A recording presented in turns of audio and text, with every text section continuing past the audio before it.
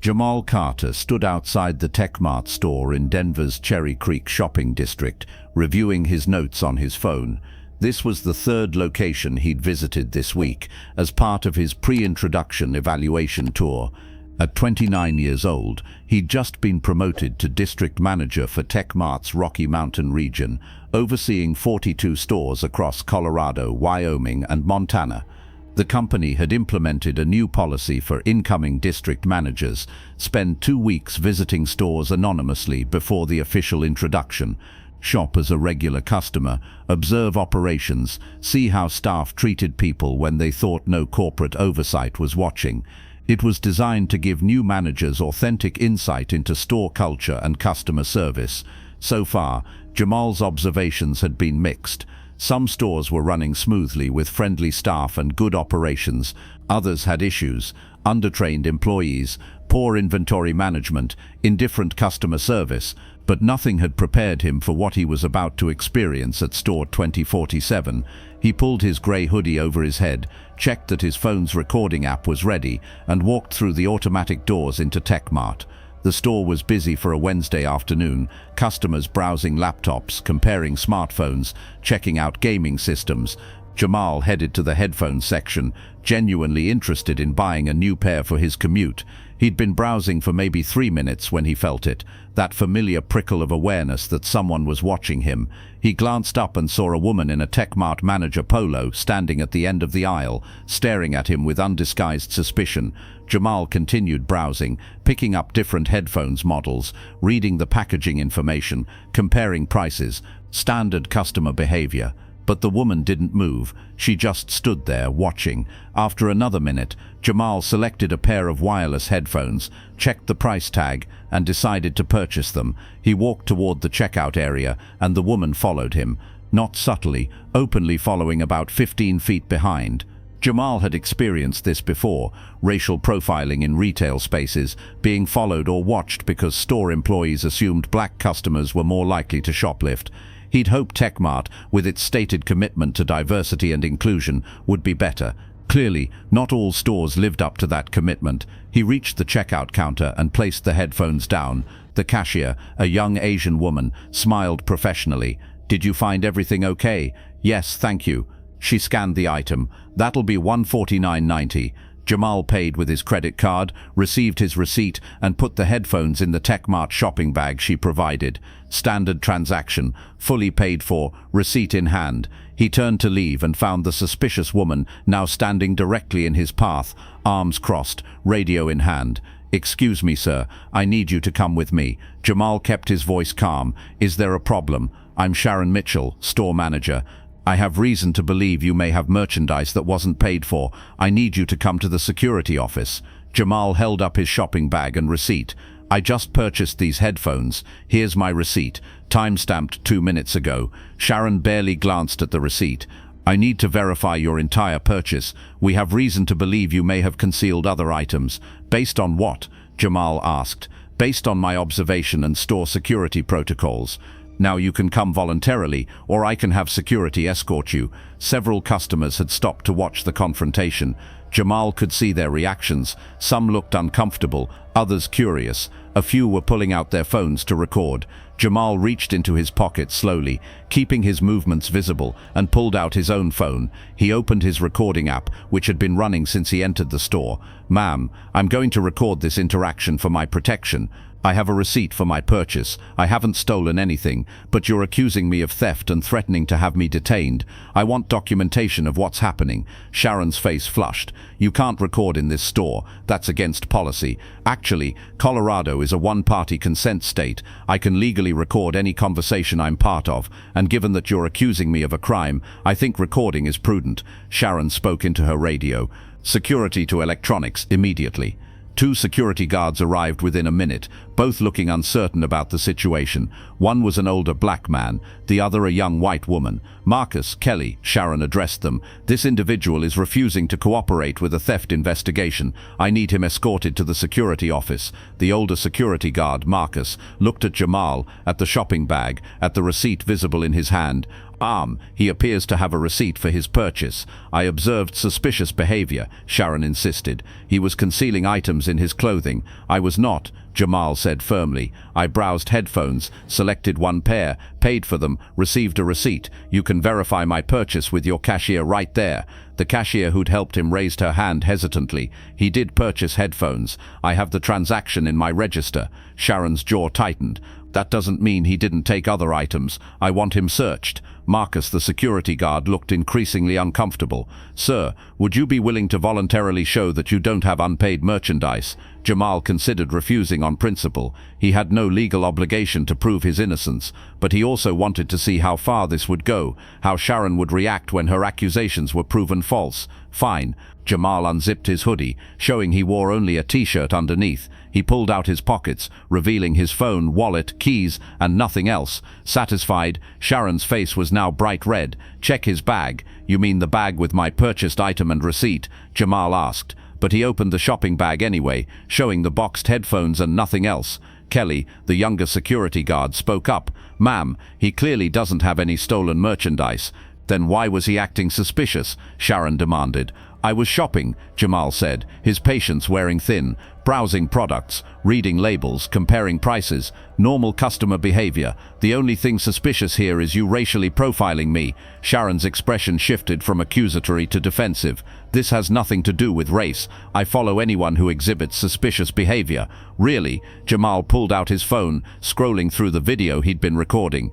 Because I have 20 minutes of footage showing me browsing normally while you followed me through the store, and I have footage of 3 white customers who were also browsing, some putting items in their pockets to free their hands, and you didn't follow any of them. Sharon reached for Jamal's phone. You can't record in my store. Marcus stepped between them. Ma'am, he's within his rights to record, and honestly, I think we should let this gentleman go. He's paid for his merchandise, he's cooperated with your search request, and there's no evidence of theft. Sharon looked around at the gathered crowd, at the phones recording, at her own staff looking uncomfortable. She realized she'd created a scene, accused someone falsely, and done it all in front of witnesses and cameras. Fine, she said tightly. You're free to go, but I'm banning you from this store. You're no longer welcome here. Jamal smiled without humor. We'll see about that. He walked out of the store, his mind already working through what would happen next. He had video evidence of racial profiling, he had witnesses, and Sharon Mitchell had just banned her new district manager from the store.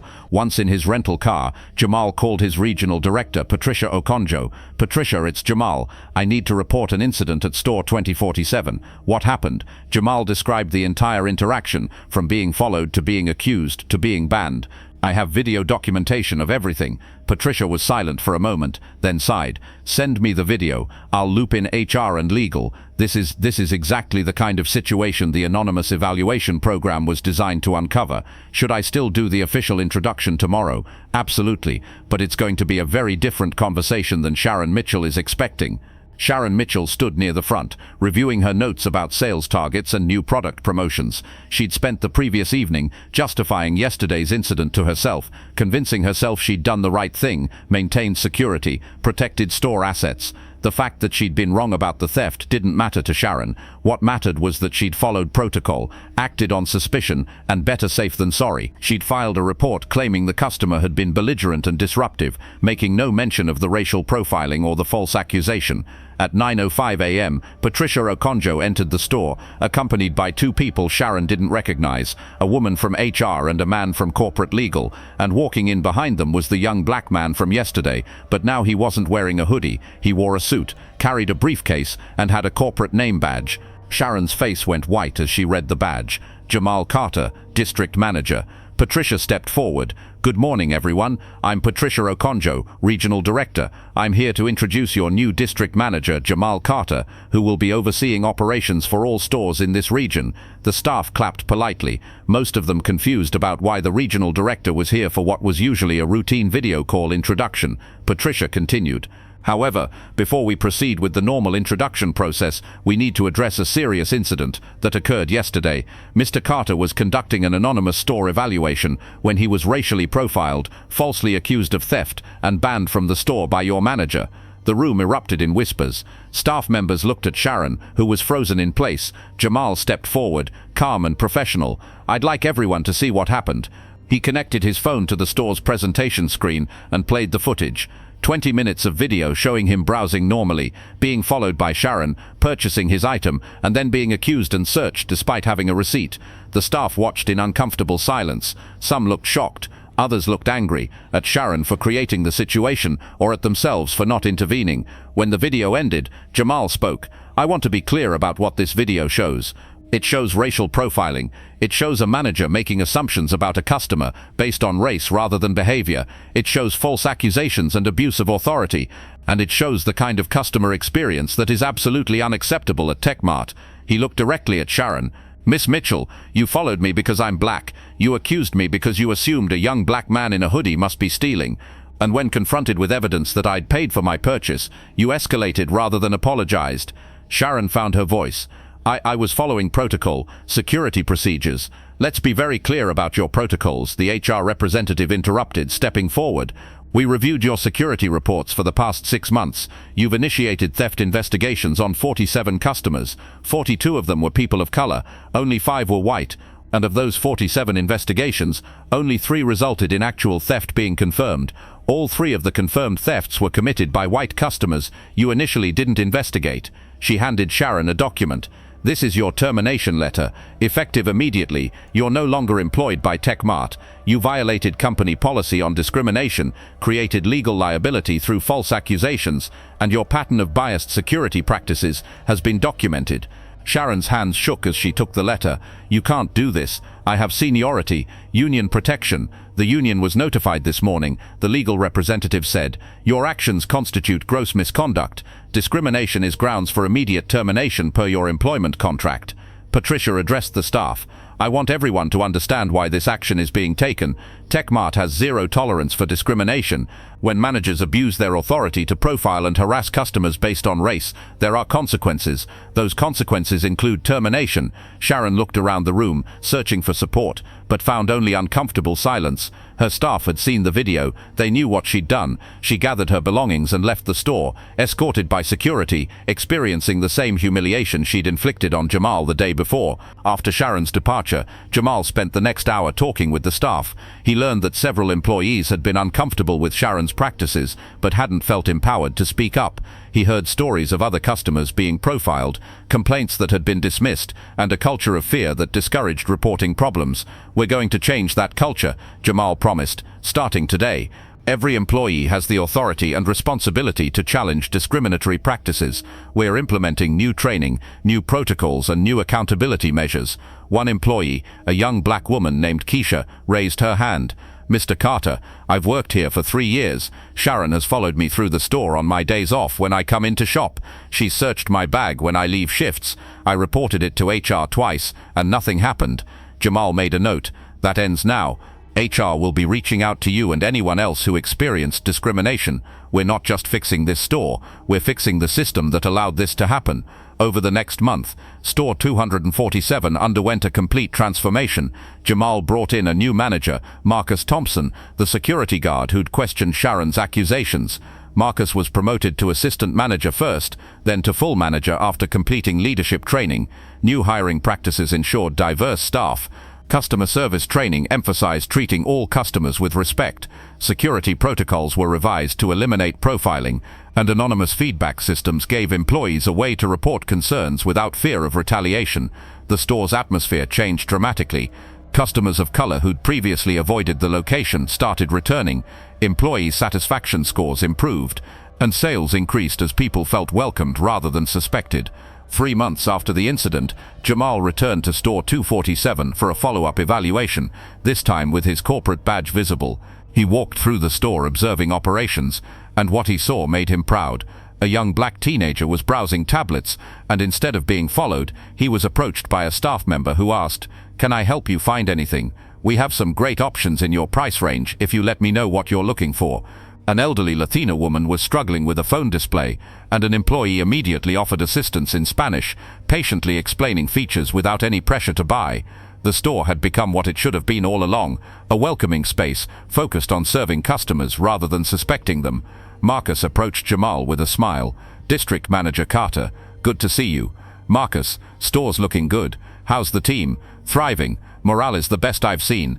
and we're on track to beat our quarterly targets." They walked through the store together, discussing operations, challenges, and successes. As they passed the headphones section where the incident had occurred, Jamal paused. "You know, I come back to that day a lot, thinking about what would have happened if I hadn't been the district manager, if I'd been just a regular customer with no corporate authority." Marcus nodded. "Sharon would have gotten away with it, like she'd gotten away with it for years." "Exactly, and that's what I can't stop thinking about. How many other customers did she treat that way? How many people left that store feeling humiliated and angry? How much business did we lose because people didn't feel safe shopping here?" "We're fixing it now," Marcus said. "That's what matters." "Yes, but it took someone with power being affected for change to happen. That's the part that bothers me. Justice shouldn't require the victim to be in a position of authority." Marcus considered this. "You're right, but at least when you had the chance to create change, you did. You didn't just punish Sharon, you transformed the whole system." Jamal appreciated that perspective. He'd thought a lot about his response to the incident.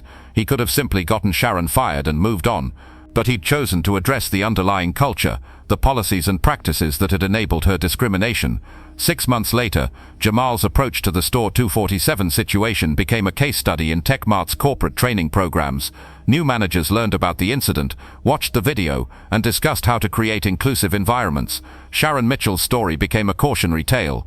She'd found work in retail again, at a much smaller chain, but her reputation followed her.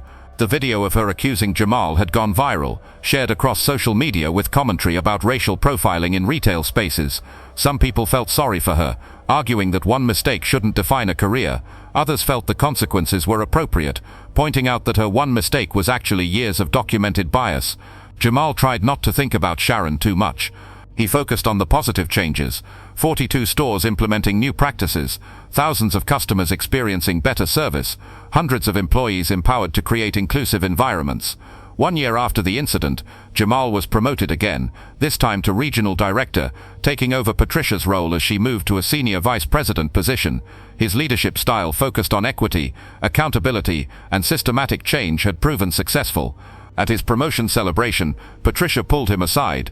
"You know what I'm most proud of? You could have used that incident to make yourself the victim, to gain sympathy, to advance your career through outrage. Instead, you used it to make the system better for everyone." Jamal shrugged. "I had power, I had a platform, I had video evidence. Using those resources to create change was the only right choice." "Not everyone would have made that choice," Patricia pointed out. "Some people would have just gotten revenge. You chose justice instead." "Because revenge would have been about me," Jamal replied. "Justice is about everyone who comes after me." As the celebration continued, Jamal's phone buzzed with a message from an unknown number. He opened it to find a video someone had recorded at a different TechMart store. A young black woman was shopping, browsing phones, and when she went to checkout, the manager personally thanked her for her business and offered a discount on accessories. The message with the video said, "This is what change looks like. Thank you for making it happen." Jamal saved the video, adding it to his collection of evidence that transformation was possible. One store at a time, one policy at a time, one manager willing to do better at a time. The work was never finished. Bias still existed, discrimination still happened, but now there were systems in place to address it, leaders committed to equity, and employees empowered to speak up. And it had all started with a young black man in a hoodie, buying headphones, being accused of theft, and choosing to transform injustice into institutional change. Thank you very much for listening. Please let us know what you think of this story in the comments. Don't forget to like the video and subscribe to the channel. Turn on notifications so you don't miss any other videos.